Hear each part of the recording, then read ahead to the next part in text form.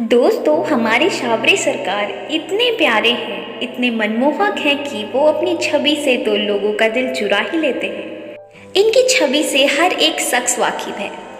लेकिन आप जानते हो, एक बार उनकी कृपा हो गई तो फिर हो गई। आप उनसे कितना भी पीछा छुड़वाओ, वो आपका पीछा नहीं छोड़ने वाले। इस टॉपिक को मैं आगे कंटिन्यू करती हूँ, इससे पहले मैं आपको बता दूँ कि आज का वीडियो भी हमेशा की तरह बहुत ही ज़्यादा इंटरेस्टिंग होने वाला है और आपके दिल को भगवान श्री कृष्ण के दिल के करीब ले जाने वाला है। तो इस वीडियो को पूरा लास्ट तक देखिए, बिल्कुल भी स्किप मत कीजिएगा। और हाँ, अगर आप मेरे चैनल पर पहली बार आए हैं तो मेरे चैनल छोटी लेखिका को सब्सक्राइब कर लीजिए, बेल आइकन प्रेस कर लीजिए। चलिए चलते हैं अपने टॉपिक पर। किसी ने बड़ी कमाल की बात कही है, पकड़ लो हाथ वनमारी, नहीं तो डूब जाएंगे।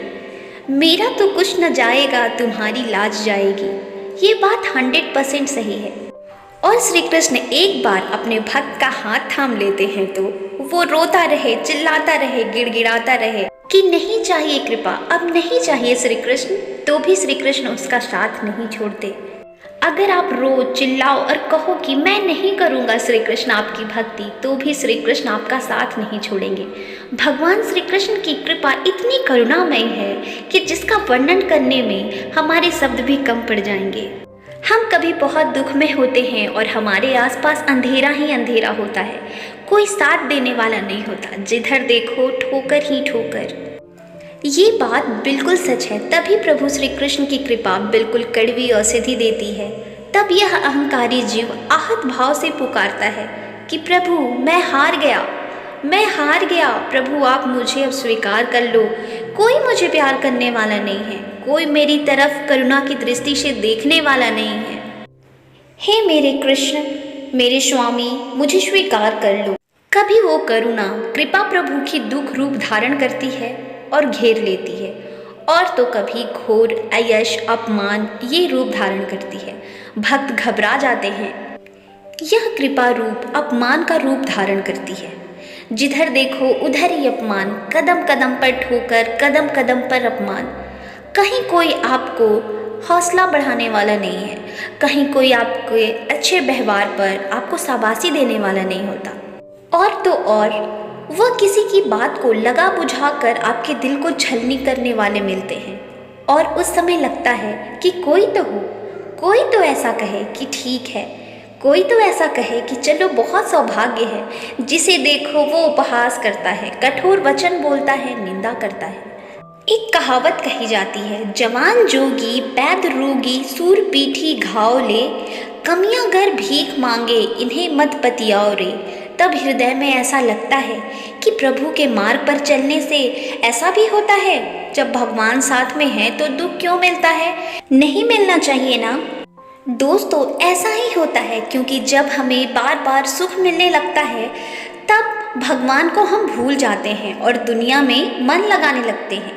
अपने से सभी को छोटा समझने लगते हैं और भूल जाते हैं कि हमारे से बड़ा तो ऊपर वाला है, जो सबकी नैया चला रहा है।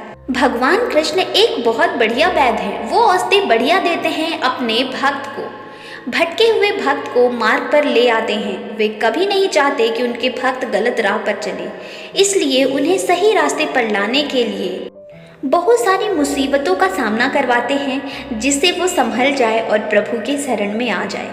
प्रभु श्री कृष्ण इतने दयालु हैं कि अगर कोई भक्त चिल्लाए, रोए, वापस भी लौटना चाहे तो वो नहीं लौट सकता, जब तक वो अपने भक्त को सही मार्ग पर नहीं ले आते। ना वो खुद चैन से बैठते हैं, ना अपने भक्त को चैन से बैठने देते हैं। जब तक सही मार्ग नहीं मिल जाता तब तक भक्त पीछे नहीं लौट सकते, पीछे मुड़ नहीं सकते, बढ़ना ही पड़ेगा आगे।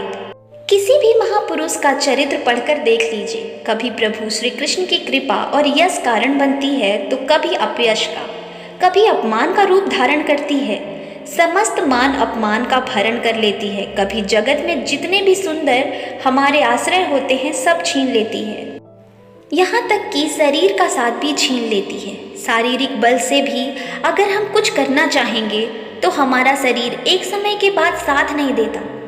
प्रभु कहते हैं, अब क्या करोगे, चले आओ मेरी शरण में, अब तो अपनी आंखें खोलो, मेरे अलावा कोई नहीं है तुम्हारा। श्री कृष्ण की भक्ति अपने भक्तों को गलत मार्ग से सही मार्ग पर लाने के लिए इतना लाचार कर देती है कि उस भक्त को गलत राह छोड़कर आना ही पड़ता है। सब जगह से हटाकर एकमात्र प्रभु कृष्ण अपने चरणों में अपने भक्त को लाकर छोड़ देते हैं। यह भी प्रभु की कृपा से ही होता है। इसलिए तो कहते हैं कि साधन तो हमारा अहंकार नष्ट करने के लिए होता है, लेकिन भगवान श्री कृष्ण की प्राप्ति कृपा से होती है। कृपा का परिचय ये है कि कभी कभी पद से हमें भ्रमित कर देती है। बहुतों का सवाल होता है कि भगवान हमारा पथ भ्रमित क्यों करते हैं, वो तो हमें प्यार करते हैं ना। प्रभु श्री कृष्ण हमारा पथ भ्रमित इसलिए करते हैं क्योंकि हमें बहुत अहंकार है ना कि हम बहुत ज्ञानी हैं, और जब हम अपने अज्ञानवश किसी मुसीबत में आ जाते हैं तो फिर हम पछताने लगते हैं और फिर अपने कृष्ण को पुकारने लगते हैं कि हे हरि हमारी रक्षा कीजिए, चले आओ प्रभु, फिर आओ हमारी सहायता के लिए, फिर आ जाओ। किसी भी तरह का अहंकार नहीं चाहे, वो भगवान शिव हो या देवर्षि नारद हो या ब्रह्मा जी हो, महान से महान ही क्यों ना हो, सबको इस कृपा ने इस स्थिति में पहुंचा ही दिया है। कभी कभी भगवान श्री कृष्ण की कृपा बहुत करुणामय रूप धारण करती है। जो गृहस्थ है तो उसे खूब धन संपत्ति पुत्र पशु दे देती है, तो कभी अपयश धारण कर लेती है, दुख दरिद्र रोग बीमारी आदि भर देती है, एक क्षण में सब कुछ नष्ट कर देती है, प्रकाश से अंधकार हो जाता है। भगवान श्री कृष्ण अपने भक्तों को सही मार्ग पर लाने के लिए कभी कड़वी औषधि तो कभी मीठी औषधि देते रहते हैं। हमारे हृदय को जब तक सही चीज़ों में ना लगा दें तब तक उनकी कृपा हमें चैन से रहने नहीं देती और अपना परिचय नहीं होने देती। और जिसको भगवान श्री कृष्ण का परिचय हो गया वो भक्त हर स्थिति में कहते हैं भगवान तेरी कृपा है। कोई भी स्थिति क्यों ना हो, चाहे वो अनुकूल हो या चाहे प्रतिकूल हो, उसका मुख बोलते नहीं थकता कि भगवान तुम्हारी बहुत कृपा है। यह उन भक्तों के हृदय से निकलता है, कोई सीखने वाली चीज नहीं है, क्योंकि उन्हें भगवान का परिचय मिल गया है। यह इतनी करुणामयी कृपा है कि प्रभु को हमारी चिंता है। हमारे माता पिता सिर्फ धरती पर अपना रोल निभाने के लिए आए हैं, लेकिन हमारे सचमुच के माता पिता तो वही हैं। लेकिन हमारा मन संसार में आकर इतना रम जाता है कि वो भक्ति से विमुख हो जाता है। चलिए एक छोटी सी कहानी के माध्यम से समझते हैं। किसी स्थान पर संतों की एक सभा चल रही थी। किसी ने एक घड़े में गंगा जल भरवा कर रखवा दिया ताकि संत जन को जब प्यास लगे तो घड़े से पानी निकाल कर पी सके। संत की उस सभा के बाहर एक व्यक्ति खड़ा था। उसने गंगा जल से भरे घड़े को देखा तो उस व्यक्ति के मन में तरह तरह के विचार आने लगे। वह सोचने लगा, यह घड़ा कितना भाग्यशाली है। एक तो इसमें किसी तालाब पोखर का पानी नहीं बल्कि गंगा जल भरा गया है। दूसरी, अब ये संतों के काम आएगा। इस घड़े को संतों का स्पर्श मिलेगा, उसकी सेवा का अवसर मिलेगा। ऐसी किस्मत किसी किसी की ही होती है। घड़े ने उस व्यक्ति के मन के भाव पढ़ लिए। तब वो घड़ा उस व्यक्ति से बोल पड़ा, बंधु, मैं मिट्टी के रूप में शून्य पड़ा था, किसी काम का नहीं था, और मुझे कभी ऐसा लगता ही नहीं था कि भगवान ने मेरे साथ कोई न्याय किया है। फिर एक दिन कुम्हार आया। उसने फवाड़ा मार मार कर हमको खोदा और गधे पे लाद कर अपने घर ले गया। फिर कुम्हार ने हमें रौंदा, फिर पानी डालकर हमें गूथा, चाक पर चलाकर हमें घुमाया, फिर गला काटा, थापी मार मार कर बराबर किया। बात यही नहीं रुकी, उसके बाद भी उसने मुझे भट्ठी में जलाया। इतना कष्ट सहकर मैं बाहर निकला तो कुम्हार ने गधे पे लाद कर मुझे बाजार में भेज दिया। वहाँ पर भी लोग आते और ठोक बजाकर देखते कि घड़ा ठीक है या नहीं। ठोकने पीटने के बाद भी मेरी कीमत लगाई तो क्या 20 या 30 रुपए।